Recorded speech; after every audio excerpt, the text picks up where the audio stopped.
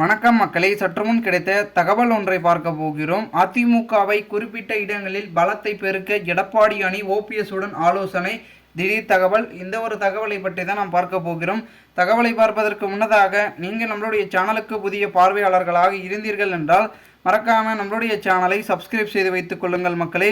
தற்சமயம் வரைக்கும் அதிமுக மிகவும் ஒரு மோசமான தோல்வியை சந்தித்து வந்திருந்த இந்த ஒரு சூழலில் அடுத்த கட்டமாக ஒன்று தளம் முயற்சியில் இறங்கியிருப்பதாகவும் கூறப்படுகிறது. அதாவது என்னவென்றால், அதிமுகவில் பெரும் விதத்தில் ஒரு சிக்கலை ஏற்படுத்தியிருக்கிறது என்றே நாம் கூறலாம். அதிமுக கொடி, சின்னம், சொத்துக்கள் என அனைத்தையும் இபிஎஸ் தன்வசம் வைத்திருக்கிறார் என்றே கூறலாம். இருப்பினும் அவரால் அக்கட்சியை வெற்றி பாதைக்கு அழைத்து செல்ல முடியவில்லை என்பதும் குறிப்பிடத்தக்கதாக பார்க்கப்படுகிறது.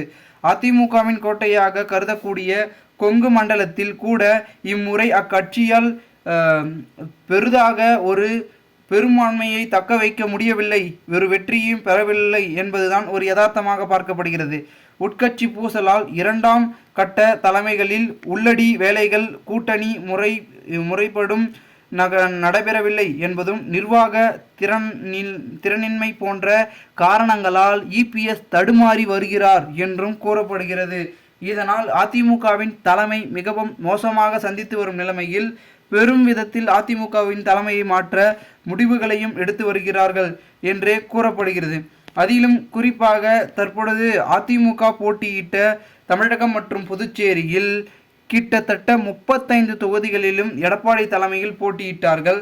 ஆனால் எடப்பாடி போட்டியிட்ட தொகுதிகளில் ஒன்று கூட வெற்றி பெறவில்லை என்பது மிகவும் ஒரு பெரும் ஒரு வருத்தமான ஒரு தகவலாக இது அதிமுக தொண்டர்களுக்கு இருக்கிறது என்றே நாம் பார்க்கப்படுகிறது. அதாவது எடப்பாடி பழனிசாமி அதிமுகவில் எப்பொழுது பொதுச் செயலாளராக பொதுக்குழு கடந்த ஜூலை 11ஆம் தேதி நடைபெற்ற பொதுக்குழு மூலமாக பொதுச் செயலாளராக நியமிக்கப்பட்டு தலைமையும் கட்சியின் பொறுப்பையும் தன்வசம் படுத்தினாரோ அதன் பிறகிலிருந்து வரக்கூடிய தேர்தலில் ஒன்று கூட வெற்றி பெறவில்லை என்றுதான் ஒன்று கூறப்படுகிறது.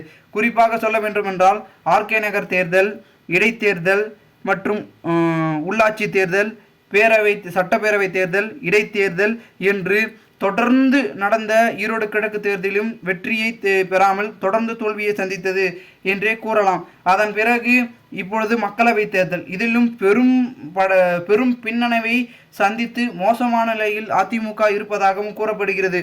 குறிப்பாக சொல்ல வேண்டுமென்றால் பெரும் விதத்தில் 9 தொகுதிகளில் வெறும் 2வது இடத்தை பிடிக்கும் நிலைக்கு அதிமுக மோசமான நிலையை சந்தித்திருப்பது என்பது குறிப்பிடத்தக்கது. மேலும் 7 இடங்களில் டெபாசிட்டை மட்டுமே பெற்றிருப்பதாகவும் கூறப்படுகிறது. இதனால் அதிமுக அழிவை நோக்கி சென்று கொண்டிருக்கிறது என்றே அதிமுகவில் இருந்து பிரிந்து சென்ற சசிகலாவும் ஓபிஎஸும் சொல்லிக் கொண்டிருக்கிறார்கள். இந்த ஒரு சூழ்நிலையில் இதையெல்லாம் மாற்ற ஓபிஎஸ் அணியினருடன் பேச்சுவார்த்தை நடத்தலாம் என்று எடப்பாடி பழனிசாமி அணியில் இருக்கக்கூடிய மூத்த தலைவர்கள் தற்பொழுது முடிவுகளை எடுத்து வருவதாகவும் தகவல்கள் என்பது ஒருபுறம் வெளியாகி கொண்டிருக்கிறது.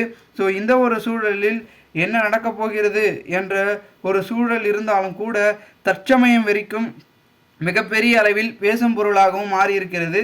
ஆகையால் பேச்சுவார்த்தை மூலமாக இவர்கள் இணைகிறார்களா என்பதனை தற்பொழுது பொறுத்திருந்து பார்ப்போம். மேலும் இந்த ஒரு தகவலை குறித்த பொதுமக்கள் உங்களுடைய கருத்துக்களை கமெண்ட் மூலமாக தெரிவிங்கள்.